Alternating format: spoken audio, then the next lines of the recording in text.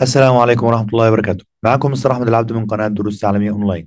إن شاء الله هنكمل مع بعض اللي إحنا بدأناه من شرح وحل كتاب المعاصر للصف الثاني الثانوي. هناخد النهاردة الجزء الخاص بالجرامر في يونت 7 lessons 1 and 2. الجزء الخاص بالجرامر اسمه stative verbs. هنشرح الجرامر بالتفصيل ونتكلم على كل التريكات اللي بتيجي في القاعدة ديت، وكمان هنحل عليها أسئلة ونقول السبب بتاع الحل. يلا بينا نبدأ. stative verbs الأفعال التقريرية. مبدئيا قبل ما أدخل في الأفعال التقريرية لازم أعرف أنواع الأفعال. يعني ايه انواع الافعال؟ انا عندي هنا انواع الافعال ثلاث انواع. في افعال اسمها stative verbs يعني افعال تقريريه، وفي افعال اسمها dynamic verbs او action verbs افعال الحركه، وفي افعال ممكن اقول عليها dynamic and stative افعال تقريريه وافعال حركيه. هنقول لكل حاجه بالتفصيل دلوقتي. اول حاجه الستاتيف فيربس، معلومه سريعه كده، بتصف حاله. الافعال دي بتصف ايه؟ حاله، ولا تستخدم في الازمنه المستمره، يعني ما ضفلهاش اي ان جي. زي ايه مثلا؟ زي كلمه بي، كلمه love، hate، dislike، seem. seem معناه هنا يبدو. طيب مثلا he is being happy. طبعا هنا الجملة خاطئة، لأن كلمة be معناها يكون، ودي فعل من الأفعال التقريرية لا يضاف لها اي ان جي. إذا الصح أقول إيه؟ أقول he is happy، هو يكون سعيد. طيب الدايناميك فيربس أفعال الأكشن أو الأفعال الحركة، ديت أفعال بتصف حدث أو حركة معينة يمكن أن تستخدم في الأزمنة المستمرة. زي إيه؟ زي كلمة بلاي، يلعب، في حركة أهو.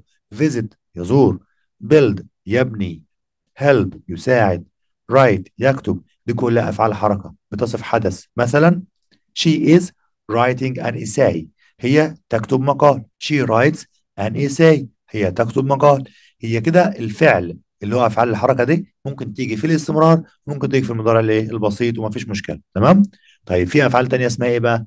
verbs that are both dynamic and static. أفعال تنفع أفعال تقريرية وافعال حركه طبعا، بس اختلاف المعنى. ازاي؟ الافعال دي بتصف حركه او حدث بمعنى معين وتيجي في الاستمرار، وتسمى او تصف حاله بمعنى اخر ولا تستخدم في الاستمرار. تمام. مثلا كلمه بي اللي قلناها من شويه، have، see، smell، taste. مثلا لما اقول she is having lunch now، يعني هي تتناول الغداء الان. she has lunch at 3 o'clock، هي تتناول الغداء في الساعة الثالثة. she is having a tablet. كده الجملة غلط. ليه؟ لأن have هنا مش معناها يتناول، معناها يمتلك. إذا كلمة have بمعنى يمتلك ده فعل stative verbs أفعال التكرارية لا يضاف لها ing. لكن have بمعنى يتناول ده فعل أفعال الحركة، تمام، أو أفعال تصف حدث، فبالتالي أضيف لها اي ان جي، وممكن اجيبها في البسيط او المستمر. ممكن كمان اقول she has a tablet، هي تمتلك تابلت. تمام. يبقى افعال التكراريه تيجي في المضارع البسيط فقط، لكن الافعال بتاع الدايناميك فيربس افعال الحدث او الحركه ديت ممكن تيجي في المضارع البسيط وممكن تيجي في المضارع المستمر. لما اجي بقى لاهم الافعال التقريريه most important stative verbs، اول حاجه طبعا feelings and emotions افعال الاحاسيس والمشاعر. زي ايه؟ زي كلمه care يهتم او يراعي، desire يرغب، dislike يكره، hate يكره، impress يبهر او يؤثر على. دي كلها افعال ايه؟ افعال حواس ومشاعر. miss يشتاق لي او يفتقد، need يحتاج، please يسعد، مش معناها من فضلك هنا بقى. prefer يفضل، satisfy يرضي او يشبع. كمان كلمة like يعني يحب، love يحب، mind يمنع او يبالي، want يريد، wish يتمنى. كمان في افعال اسمها measurement افعال القياس، زي consist of يتكون من، contain يحتوي على، cost يتكلف او تبلغ تكلفته، deserve يستحق، fit يناسب او يلائم، include يشتمل او يتضمن، measure يبلغ مقاسه، مش يقيس هنا، يبلغ مقاسه، suit يناسب او يلائم، weigh يبلغ وزنه. ما ينفعش برضه اقول يزن هنا، هقول لكم ليه بعد شويه، يعني معناها have weight. كمان في افعال اسمها من الافعال التقريريه اسمها افعال الملكيه، يبقى افعال المشاعر والحواس، افعال القياس، والثالثه افعال الملكيه عشان ما تنسوهمش، اللي هي البوزيشن بقى. belong يخص او ينتمي الى، have يمتلك، owe يدين بمال او بمعروف معين لشخص معين، own يمتلك، possesses يعني يمتلك برضه. هنا possess برضه معناها يمتلك زي كلمة أم بالظبط. النقطة الرابعة بقى أفعال الحواس، زي كلمة feel زي الحواس الخمسة يعني. feel يعطي ملمس، hear يسمع، recognize يتعرف على، see يرى، smell يعطي رائحة، taste يعطي مذاق. ديت لا يضاف لها ing خالص. تمام. الستيتس او الكواليتيز افعال الحالات او السمات، زي كلمه appear يظهر او يبدو، exist يوجد، look يبدو، resemble يشبه، seem يبدو، sound يبدو. طيب في كمان بقى النقطة السادسة أفعال التفكير والآراء thoughts and opinions. agree يوافق، believe يعتقد أو يظن، concern يهم أو يشغل بال، deny ينكر، depend يعتمد على، disagree يرفض، doubt البي هنا silent يشك فيه، feel بمعنى يعتقد أو يظن لي have an opinion، forget ينسى، imagine يتخيل، know يعرف، matter يهم، mean يعني أو يقصد، remember يتذكر، suppose يفترض، suspect يشك فيه، think بمعنى يعتقد أو يظن يعني have an opinion برضه، understand يفهم. دي كلها أفعال التفكير والآراء، أفعال تقريرية لا تأتي في الاستمرار. بعد الملاحظات بقى على الأفعال التقريرية، هنا مثلا انت تقول لنا لا تأتي في الاستمرار، لا تأتي في الاستمرار، طب هنجيبها في ايه؟ يقول لك بتيجي لأقرب زمن بسيط ليها. تمام؟ ده ملخص النقطة اللي قدامنا دي. يعني ايه؟ مثلا مستر ناصر is having a BMW. مستر ناصر عنده عربية بي ام دبليو. تمام؟ كده having معناها يمتلك، ايه المعنى غلط؟ طب اذا انا عايز اجيب اقرب حاجة، هقول مستر ناصر has a BMW. يبقى الاولانية is having مضارع مستمر، خليتها مضارع ايه؟ بسيط. I have been knowing him for 6 years. انا عارفه بقالي 6 سنين. كلمة know هنا يعرف ما ينفعش اجيبها في الاستمرار برضو، فهجيبها، خلي بالكوا ده إيه؟ مضارع تام ومستمر. هجيبها في زمن ايه اقرب حاجة؟ مضارع تام بسيط. هنا يقول لي I have known him for 6 years. النقطة الثالثة The tank was containing 45 liters of petrol. التانك بيحتوي على 45 لتر بترول. تمام؟ كلمة يحتوي قلنا لا يضاف لها اي ان جي، اذا ما ينفعش اجيبها في الماضي المستمر. طب اقرب حاجة للماضي المستمر هيبقى ماضي بسيط، يبقى the tank contained 45 liters of petrol. She has been owning a large villa. برضو had been owning ده ماضي ده مستمر. الفعل كلمة own يمتلك لا تأتي في الاستمرار. هعمل ايه؟ هجيبها في الماضي التام البسيط، وده أقرب حاجة للماضي التام المستمر. مثلا she had owned a large villa. تمام؟ ممكن الأفعال التقريرية ديت أجيبها تمام بمعاني غير المعاني المذكور فيها في الازمنه المستمره. يعني بجيبها بمعنى غير المعنى المشهور بتاعها. يعني ازاي؟ احنا عارفين ان كلمه هاف معناها يمتلك، كلمه لا يمتلك لا تاتي في الاستمرار. اذا ممكن اجيبها في الاستمرار بس لو كان معناها حاجه تانية غير يمتلك. بمعنى ايه؟ كلمه I am having lunch now، يعني I am eating lunch now. هنا كلمه have معناها يتناول مش معناها يمتلك. She is having او spending a great time. كلمه having هنا معناها يقضي وقت عظيم. اذا كلمه having مش معناها يمتلك، معناها يقضي وقت، فبالتالي ينفع اجيبها في الايه؟ في الاستمرار. تمام؟ يبقى الافعال التي لا تاتي في الاستمرار ممكن اجيبها في الاستمرار اذا تغير معناها لمعنى اخر غير المعنى الاساسي بتاعها. تمام؟ بعد كده ناخد important exceptions، استثناءات هامة لكل قاعدة شواذ. كل قاعدة بقى لها استثناءات. الجدول اللي قدامنا ده بيلقي الضوء على أهم الأفعال التكرارية اللي احنا طبعا بنستخدمها في الأزمنة المستمرة بمعاني أخرى غير المعاني اللي احنا قلنا عليها قبل كده في الجداول السابقة. يعني مثلا أول فعل عندي verb to be، كلمة be. بي معناها ايه؟ معناها يكون. الفعل ده ممكن يبقى ستاتيف، ممكن يبقى دايناميك. ستاتيف لا يستخدم في الازمنه المستمره، دايناميك يستخدم في الازمنه المستمره. دايناميك يعني ايه؟ زي ما قلنا اللي هو الفعل بتاع الاكشن او الحركه. لما اقول مثلا ام از ار واز وير معناهم يكون هنا او يوجد، يكون او يوجد. اذا ده فعل لا ياتي في الاستمرار، بدل معناه يكون او يوجد. مثلا ندى is being very ill. انا عايز اقول ندى تكون مريضه، اذا ما ينفعش اقول being بقى، اكتفي كلمه is لان is اصلها بي. يبقى ندى is very ill. تمام؟ طب لو قال لي قصادها هنا فعل am is are was were، ده معناه او كلمه being زائد being يعني معناه يصبح او يتصرف. لو جت بالمعنى ده اذا هنا ينفع اجيبها في الاستمرار. مثلا ندى is boring. ندى ممله، يعني اصبحت ممله. يعني she is boring by nature، يعني هي اصلا ممله بايه؟ بطبيعتها. ندى is being boring. ندى طبعا هنا بتتصرف بايه؟ بطريقه ممله. اذا التصرف بتاعها ده تصرف مؤقت، عشان كده يقول لك she is temporarily boring. هي يعني ايه؟ يعني ممله بشكل مؤقت. تمام؟ بقول لك خلي بالك برضو ان مع بي بنستخدم الفعل بي كفعل اساسي في الازمنه المستمره، وياتي بعده اسم او صفه عشان اتكلم عن ايه؟ الحديث عن احداث او تصرفات. ركز بس عشان تفهم الكلام ده. لما اقول لك الفعل بي فعل اساسي امتى؟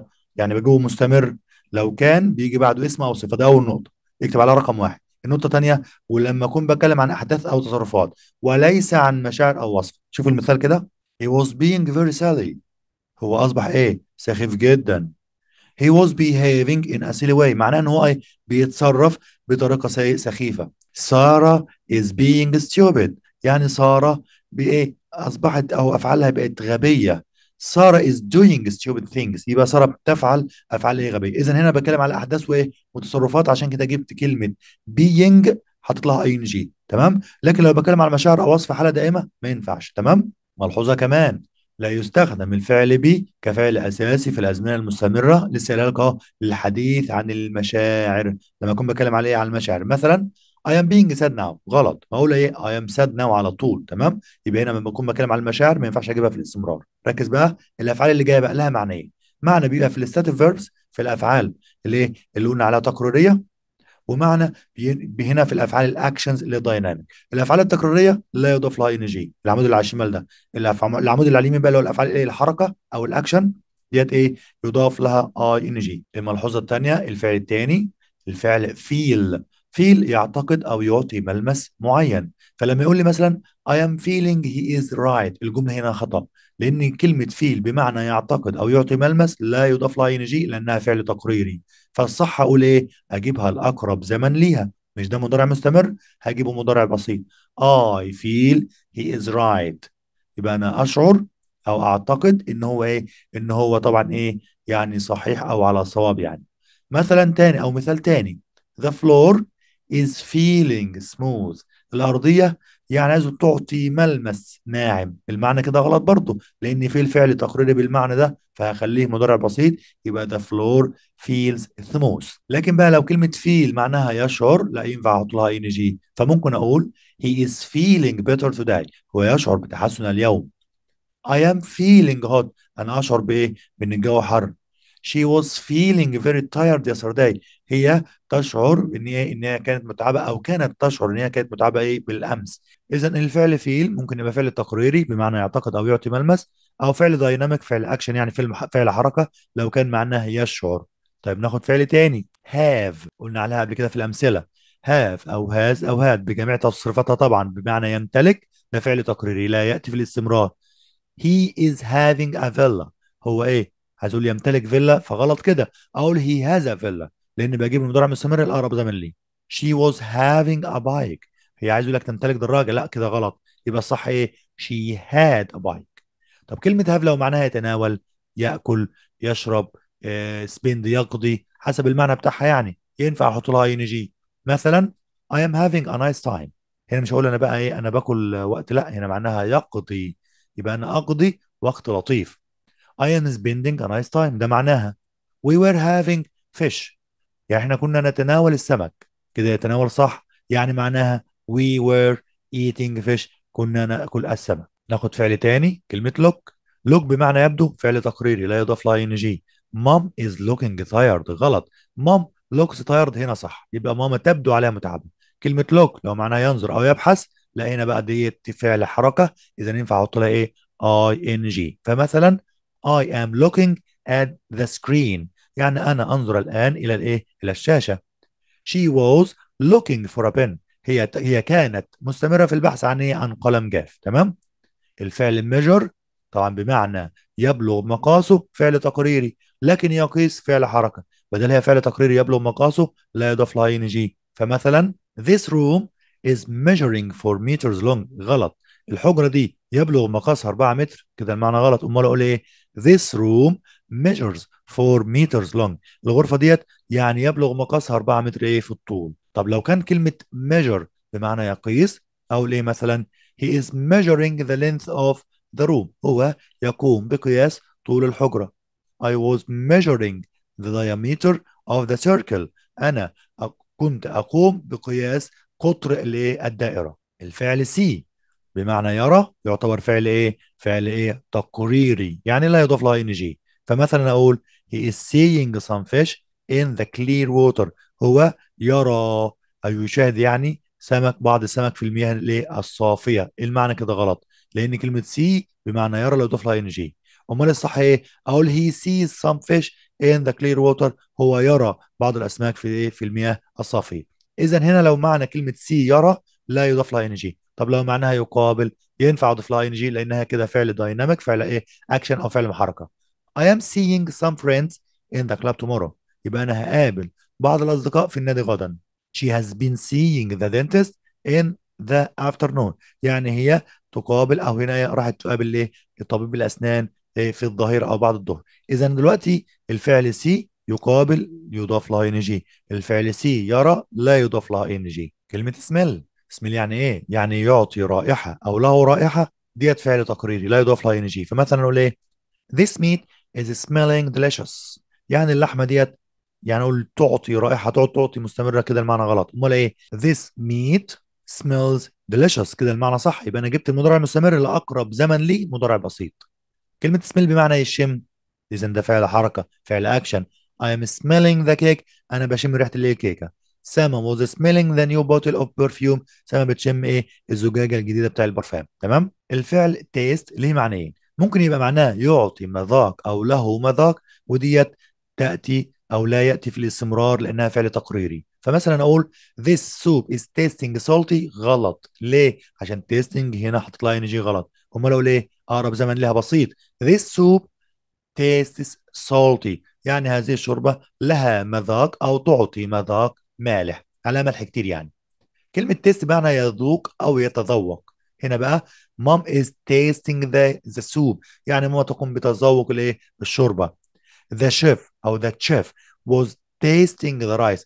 اللي هو رئيس الطهاء أو الطباخ يعني بيتذوق الايه؟ الأرز. تمام. ناخد فعل تاني، كلمة think. الفعل think هنا معناه يعتقد أو يفكر. لو يعتقد لا يضاف لها ing. I am thinking she is ill. غلط. إنما I think أنا أعتقد she is ill، كده صح. think يفكر. I am thinking about the best solution to this problem. أنا بفكر في أفضل حل لهذه المشكلة. إذا هنا كلمة think يفكر ينفع أضيف لها ing لأنها فعل دايناميك، فعل أكشن. كلمة weigh يعني يبلغ وزنه.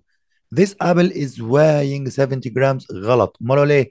This apple weighs 70 grams. اذا هنا لما اجيب كلمة weigh بمعنى يبلغ وزنه لا يضاف لها ing، اجيبها في البسيط. لكن كلمة weigh بمعنى يزن هنا اجيبها في الاستمرار. The butcher is weighing the meat.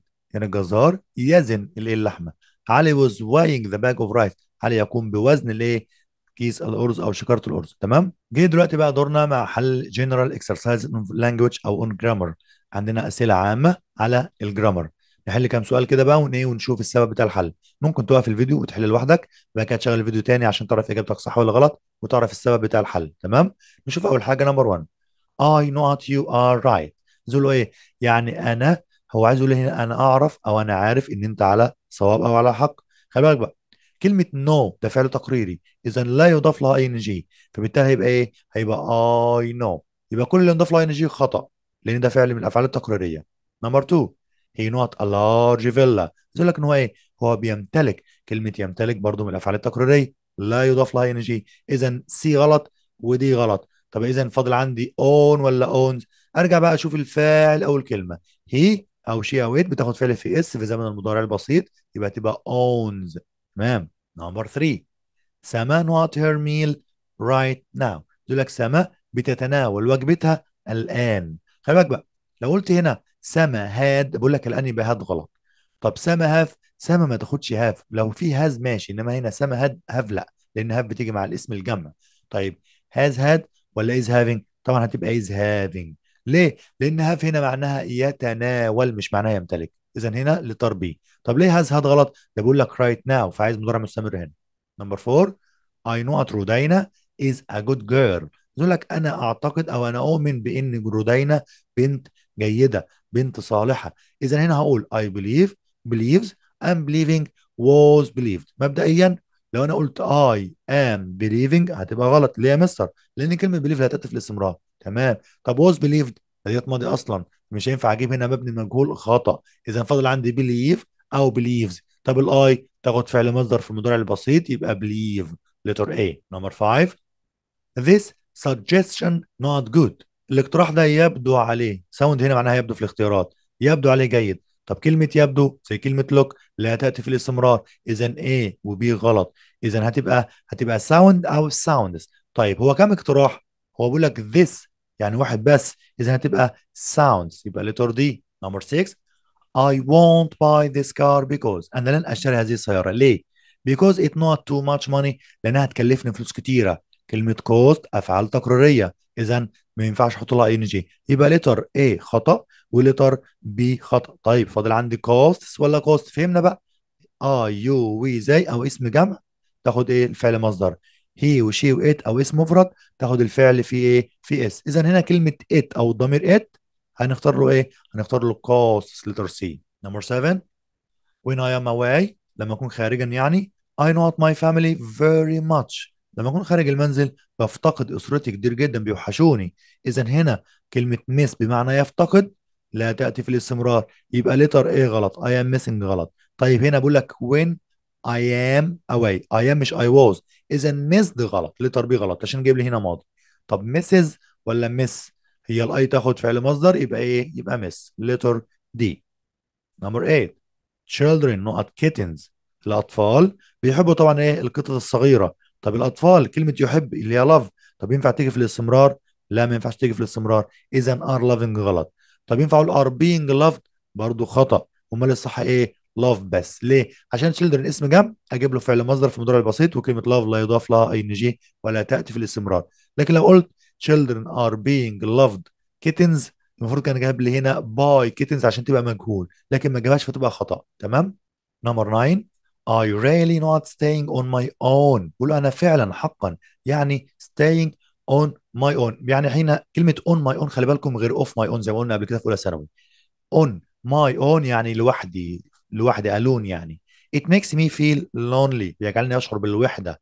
اذا هنا كلمه like يحب. تمام. طيب كلمه like ينفع اضيف لها ing؟ خطا، اذا لتر سي غلط. طيب I am not liking برضو دي غلط. فاضل عندي like ودونت like، الاثنين يجوا مع I. تمام. بس هنا المعنى بيحكم عليا اختيار معين اللي هو ايه؟ I don't like، انا لا احب ان اكون ايه بمفردي، لان أنا ايه ده بيخليني اشعر بالوحده. اذا دونت لايك هي صح، اذا ممكن يجي يختبرني في المعنى مش في الجرامر. تمام. نمبر 10. ندى نقط like her mother، عايز اقول لك شكل مامتها. كلمه like هنا مش معناها يحب، بتيجي مع كلمه look عشان تبقى look like يعني يشبه. طب كلمه look بالمعنى ده ينفع اضيف لها ing؟ لا خطا. اذا كلمه is looking غلط، و is being looked ينفع اجيبها مجهول، برضو ما جابش باي والمفعول او باي والفاعل خطا. فاضل عندي اثنين is looked ولوكس، برضو از لوكد مبني مجهول خطأ، اذا هتبقى لوكس. يبقى ندى looks like her mother، ندى تشبه امها او امها. نمبر 11. نقط people should work in their 70s or 80s. عايز اقول لك هل تعتقد ان الناس اللي هم الكبار يعني او الناس يجب ان هم يشتغلوا في السبعينات من عمرهم الثمانينات؟ لو هم طلعوا معاش المفروض يستريحوا بقى. هنا بقول لك هل تعتقد ان كلمة think بمعنى يعتقد لا تأتي في الاستمرار، اذا لتر A خطأ ولتر بي غلط. ليه؟ عشان اتنين فيهم اي ان جي، وكمان يا مستر لتر سي عشان برضه فيها اي ان جي، يبقى دو يو ثينك هل تعتقد. نمبر 12. I have to change my tight shoes، انا كنت مضطر او انا مضطر ان انا ابدل او اغير الحذاء الضيق جدا بتاعي. these me يعني ايه؟ ده الحذاء ده زي ما ايه؟ بيقتلني، بيعذبني، بيضايقني جدا. طيب هنا الفعل الكل بالمعنى ده هل ينفع اجيبه في الاي ان جي؟ ينفع. فبالتالي هتبقى ايه؟ these are killing me. انما طبعا ما ينفعش اقول ايه؟ these kill me. طب ليه يا مستر ما قلتش were killing عشان تبقى ماضي؟ ما هو في الاول بيقول لك I have ولا I had؟ لا I have، اذا تبقى letter B. Number 13. Coming to Sharm for holiday has been a great idea، يعني الذهاب إلى شرم في أجازة فكرة رائعة. I eat here. طب هنا وعايز أقول له أنا بحب ليه إن أنا جيت هنا. هل كلمة love ينفع أجيبها في الاستمرار؟ لا ما ينفعش، إذا letter C خطأ. طب I'm being loved، طب أنا هنا جبت مجهول ما ينفعش برضه. طب love ولا am loved؟ نفس الكلام am loved برضه مجهول في المضارع بصفة خطأ، يبقى I love it. تمام. Number 14. I people who never really listen to what you say، انا بكره الناس اللي عمرهم ابدا ما بيسمعهم اللي انت بتقوله. كلمة هيت برضو ما تجيش في الاستمرار، يعني ام هيتنج غلط. ليه؟ لان المفروض ده مضارع مستمر فمش هجيب فيها ان جي. اجيب اقرب زمن لمضارع مستمر هيبقى مضارع بسيط، يبقى I hate letter B. تمام. Number 15. everyone not fun it is such a beautiful day، يعني كل واحد عايز انه ايه؟ بيمرح. تمام. كلمة هاف هنا معناها يمتلك؟ لا مش معناها يمتلك، اذا ينفع احط لها ان جي. تمام. اذا هاز غلط وهاف غلط. تمام، ده مبدئيا. طب letter C is having ولا letter D are having؟ كلمة everyone هنا تعامل معاملة المفرد، إذا هتبقى is having صح. تمام. number 16. some people not bottles of water in their hand. it's hot and they are thirsty. بعض الناس بتبقى شايلة في ايديها زجاجات مية. تمام. it's hot and they are thirsty، جو بيبقى حر وهم ايه، عطشانين. هو هنا بيعمل حركة، هو ماسك في ايده الحاجة، فكلمة hold ينفع اجيبها في الاستمرار، هتبقى are holding، يبقى letter A. تمام. number 17. I know what you are right. بقول له انا اعتقد ان انت ايه، اعتقد ان انت على صواب. بدل كلمة يعتقد مش يفكر، يبقى هنا مش هينفع احط لها ان جي. اذا think او thinks. طب I تاخد فعل مصدر يبقى think، انا اعتقد مش انا افكر هنا. number 18. I know out of a way to solve this complicated problem. don't distract me. عايز اقول له هنا ايه، انا بفكر في طريقة تحل بيها المشكلة المعقدة ديت، ما تحاولش تشتتني. اذا هنا I am thinking، انا افكر الان، ينفع احط لها ان جي بمعنى يفكر. number 19. This sauce great. الصوص بتاع الطماطم ده ايه، ده ماله، ده عظيم. اذا ده عايز يقول لك له مذاق ولا يتذوق؟ هو ينفع الصوص يتذوق؟ لا، انما له مذاق. اذا ديت ما ينفعش احط لها ان جي، يبقى مضارع بسيط، يبقى دي صوص مفرد. هقول تيست فعل في اس. نمبر 20. مام نوت ذا صوص I have prepared. ماما طبعا بتتذوق بقى إيه الصوص اللي انا عامله. I hope she will like it. اتمنى ان هي ايه، ان هي تحبه. اذا ماما بتقوم بفعل اهو، اذا يبقى is tasting. تمام. اذا كلمه taste بمعنى له مذاق لا يضاف لها ان جي، لكن taste بمعنى يتذوق، اذا يحط لها ان جي. نمبر 21. we know these tomatoes to see how heavy they are. احنا بنوزن الطماطم ديت عشان نعرف وزنها قد ايه. طب هنا احنا بنقوم بفعل، ايوه، يبقى ينفع احط لها ان جي لان هنا في حركه، يبقى we are weighing. تمام. number 22. I know at 85 kilograms I need to follow a diet. انا وزني بقى 85 كيلو، لازم اتبع نظام غذاء معين. خلي بالك بقى، هنا انا ازن، مش هقوم بوزن، لا ده انا بوزن نفسي هنا، بالتالي انا يبلغ وزني، يبقى هنا اجيبها مصدر اي واي، اذا لا يضاف لها اي ان جي. طب ليه ما قلتش ويز في الاخر؟ قلتها كتير، اي تاخد فعل مصدر في المضارع البسيط. نمبر 23. The police dog. الكلب البوليسي نقط these passengers bags for drugs. هو هنا الكلب البوليسي بيعمل ايه؟ ده بيشم الشنط بتاع المسافرين عشان يبحث على مخدرات، اذا بيكون بفعل. تمام، يبقى ايه، is smelling. تمام. نمبر 24. These flowers good. والله الزهور ديت لها رائحة جيدة. إذا هنا ما فيش هنا فعل أكشن خالص أهو، ده فعل تقريري، يبقى إذا أي إن جي غلط. طيب هقول بقى smell ولا smells؟ الفلاورز اسم جمع، يبقى أجيب فعل مصدر، يبقى smell لها رائحة. تمام. Number 25. He not talking about his personal life. He cares about his privacy. هو بيهتم كتير بخصوصيته. إذا هو بيحب الناس يكلموا عن حياته الشخصية ولا ما بيحبش؟ طبعا ما بيحبش. إذا ايه لايكس الاول غلط، وايز لايكنج غلط. نشوف بقى. طب ديسلايكس ولا از ديسلايكنج؟ كلمه ديسلايك زي كلمه لايك وهيت ما ينفعش احط لهم اي ان جي، اذا هنا هتبقى ديسلايكس بس، لتر سي. تمام. نمبر 26. I know what I say. Do you hear me؟ قول له انا اقصد ما اقول، هل تسمعني؟ انت سامعني يعني، يبقى هنا ايه، يبقى هنا I mean، لان كلمه مين بمعنى يقصد او يعني لا يضاف لها ان جي. نمبر 27. This shirt، التيشيرت ده يعني you try another one. والله التيشيرت ده مناسبك، يعني حاول واحد آخر. إذا هو كده مش مناسبني، إذا كلمة is fitting غلط وكلمة fits غلط. طيب المعنى محتاج إن أقول هو مش مناسبني. طب isn't fitting ولا كلمة doesn't fit؟ لما تركز في الجملة هنا هتجد إن كلمة isn't fitting غلط، لأن fit لا يضاف لها ing. إذا الصح هيبقى كلمة doesn't fit، هنا جملة منفية بقى. fit بمعنى يناسب. نمبر 28. I know دكتور مصطفى tonight. هقول له إيه؟ أنا هقابل دكتور مصطفى الليلة. مش هشوف بقى، لو هشوف ما ينفعش احط سي اي ان جي فتبقى خطأ، لكن هنا مش معناها يشوف، معناها اقابل، يبقى هنا اقول I am seeing دكتور مصطفى tonight. Number 29. رودينا not everything quite clearly. She is intelligent. رودينا بتدرك وتفهم كل شيء بوضوح، هي ذكية. كلمة realize بمعنى يدرك، لا يضاف لها ان جي، اذا هنا is realizing غلط و isn't realizing خطأ. فاضل عندي A و B. طب هنا المعنى هو بيقول لي ذكيه، يبقى تدرك ولا لا تدرك؟ لا هي تدرك، يبقى letter A realizes. Number 30. He not strange noises now and then. يقول لك ان هو ايه؟ ان هو طبعا بيسمع ضوضاء غريبه من حين لاخر. طب كلمه hear مش ديت من افعال الحواس؟ ايوه، اذا لا يضاف لها ان جي، يبقى از هيرنج غلط. يا مصر مش زي ما انا ما بقول بسمع مستمر اهو، لما تقول listen ماشي لكن هير لا. يبقى كلمه hears عشان هي مفرد تاخد فعل في اس. نمبر 31. The situation not on your decision. الموقف معتمد على قرارك. طب كلمة يعتمد لا يضاف لها ing لأنها فعل تقريري مش فعل أكشن حركة يعني. إذا هتبقى depends. يبقى الموقف يعتمد، يبقى depends لأن الموقف مفرد فجبت فعل في اس. Number 32. The price of the meal not the drinks. السعر بتاع المشروبات او بتاع الوجبة يشمل المشروبات. يبقى سعر الوجبة يشمل المشروبات. كلمة include من الافعال التي لا يضاف لها ing. اذا الصح هتبقى include. طب ليه ما جبتش الاولانية؟ لان كلمة السعر the price of the meal اسم مفرد نجيب فعل معاه ايه في اس. تمام. Number 33.